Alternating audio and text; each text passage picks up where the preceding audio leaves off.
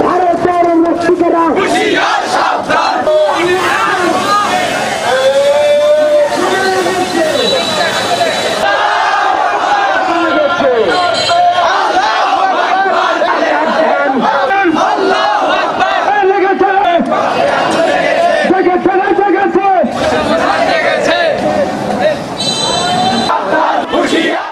আমি বিশ্বনবীকে তাম মানবতার জন্য এবং আজকের প্রোগ্রাম এখানে শেষ করছি।